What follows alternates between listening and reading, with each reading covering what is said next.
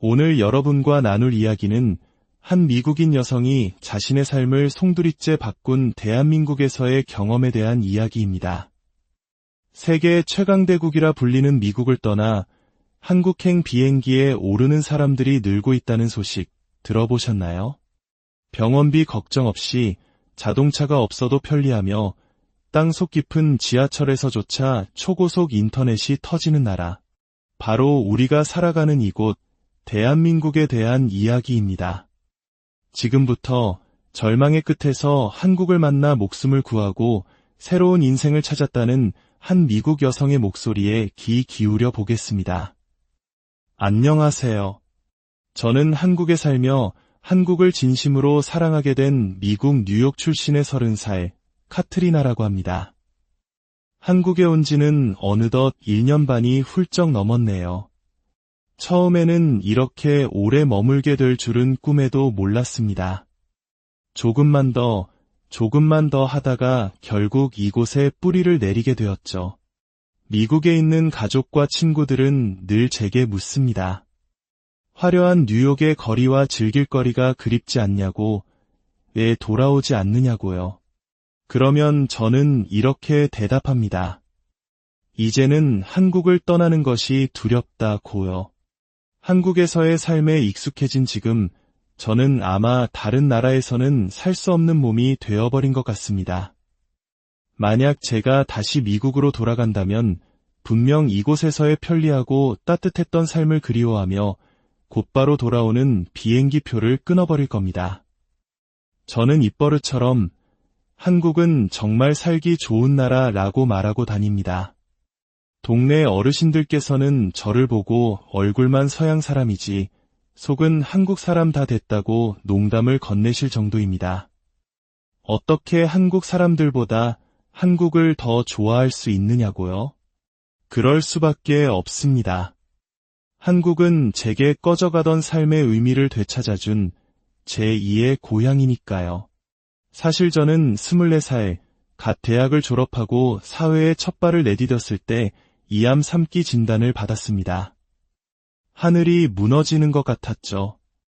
이제 막 꿈을 펼치려던 제 인생이 한순간에 잿더미가 되는 기분이었습니다. 꼼짝없이 죽는 거구나 싶었습니다.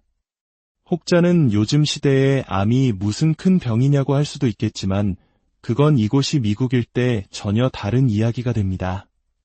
세계 최강대국이라는 명성과는 달리 미국의 의료 시스템은 평범한 서민에게는 너무나도 가혹합니다. 제대로 된 진료 한 번 받으려면 수백만 원이 들고 수술이나 항암 치료는 상상조차 할 수 없는 비용이 청구됩니다. 소위 유료 파산이라는 말이 괜히 있는 게 아니죠. 갓 취업한 계약직 사원이었던 제게 그 엄청난 치료비를 대출해줄 은행은 없었습니다. 부모님께는 차마 짐이 될 수 없어 말씀드리지 못했죠. 결국 저는 병원에서 최소한의 약만 처방받아 연명하며 조용히 삶의 마지막을 준비하기로 했습니다. 그렇게 주변을 정리하던 중 문득 한 친구가 떠올랐습니다. 중학생 시절부터 친자매처럼 지냈던 친구였는데 유독 한국 드라마와 가수를 좋아하던 아이였습니다. 그 친구는 결국 한국인과 결혼해 한국으로 이민을 갔고 못 본 지 3년이 다 되어가고 있었죠.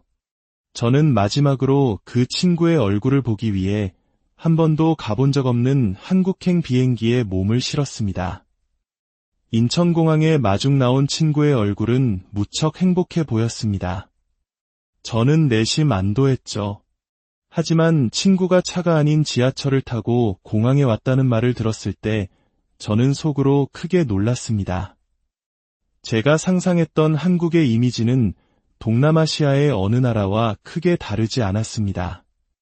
하지만 인천공항의 모습은 제 편견을 완전히 깨부쉈습니다. 호텔 로비처럼 깨끗하고 세련된 화장실을 보며 한국이 꽤 잘 사는 나라일지도 모른다고 생각했죠. 그런데 그런 나라에서 사는 친구가 자가용 하나 없다니 혹시 힘들게 사는 건 아닐까 걱정이 앞섰습니다. 미국에서 자동차는 성인이 되기 위한 필수품과도 같으니까요. 하지만 제 걱정은 기우였습니다. 친구는 면허를 딸 필요 자체를 느끼지 못한다고 했습니다. 바로 세계 최고 수준이라 자부할 수 있는 한국의 대중교통 시스템 덕분이었습니다.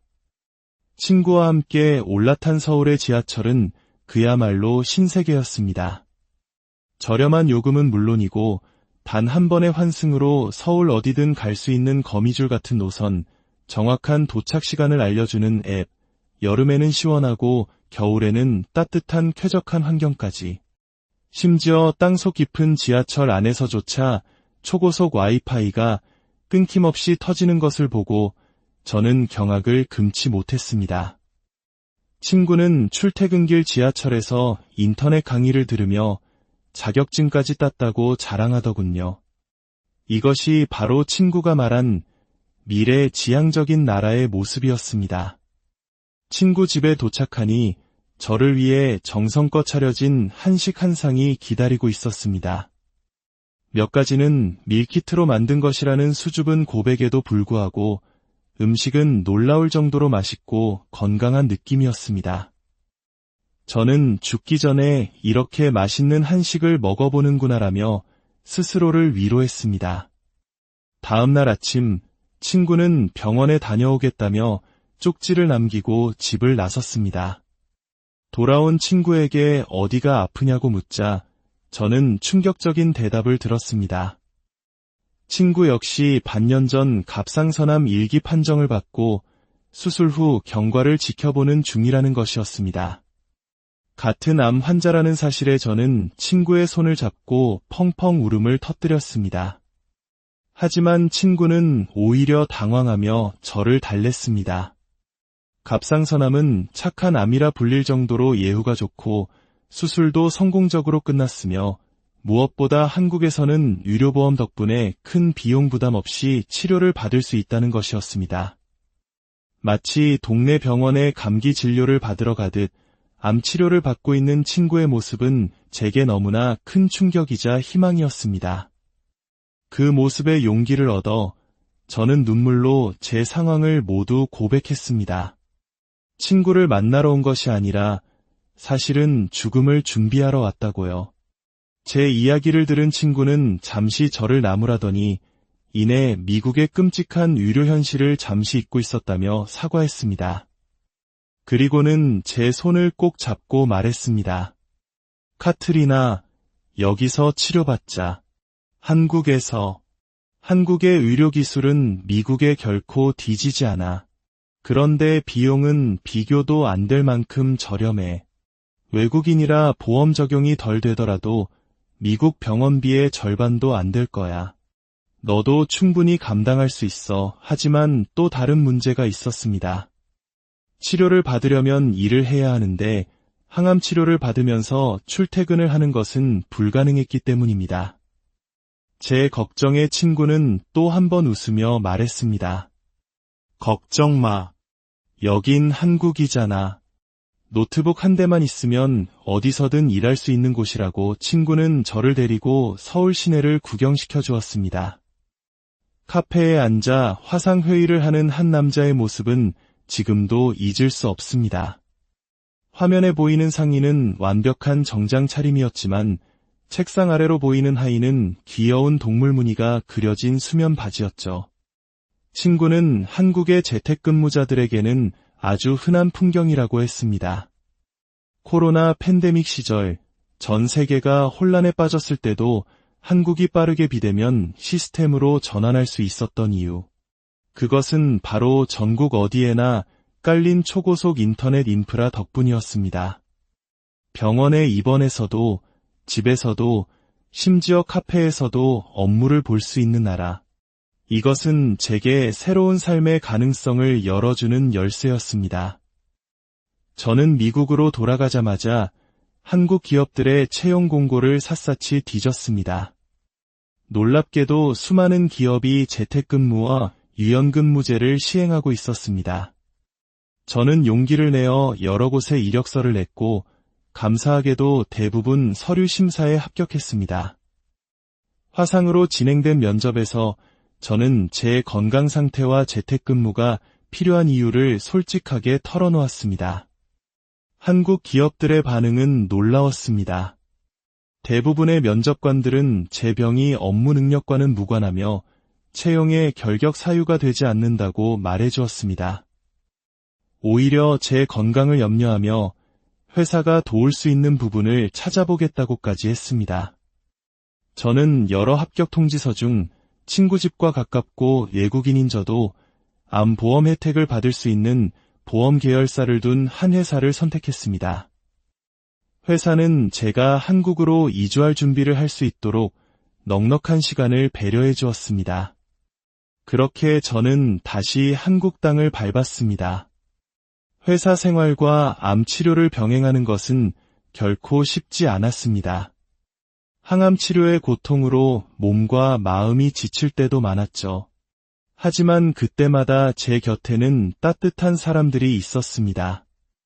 늘 저를 응원해준 소중한 친구, 그리고 재택근무를 하면서도 제 안부를 묻고 기프티콘으로 몸에 좋은 보양식을 챙겨 보내주던 회사 동료들, 병원에서 만난 다른 환자분들의 따뜻한 격려 한마디. 저는 그 속에서 말로만 듣던 한국인의 정을 온몸으로 느낄 수 있었습니다. 그 따뜻함은 그 어떤 항암제보다 강력한 치료제였습니다. 현재 저는 완치 판정을 받지는 않았지만 건강이 눈에 띄게 좋아졌고 성공적으로 치료를 이어나가고 있습니다.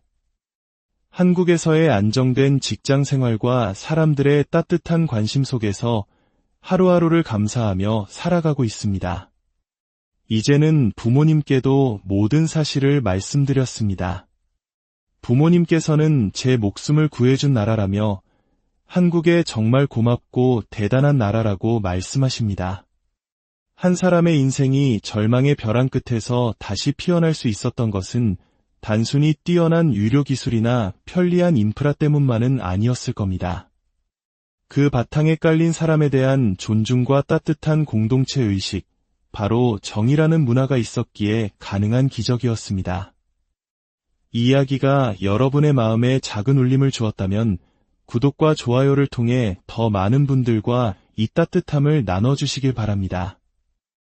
여러분의 작은 관심 하나하나가 저희에게는 더 좋은 이야기를 만드는 큰 힘이 됩니다. 여러분이 걷는 모든 길 위에도 오늘 이야기처럼 따뜻한 희망과 온기가 늘 함께하기를 진심으로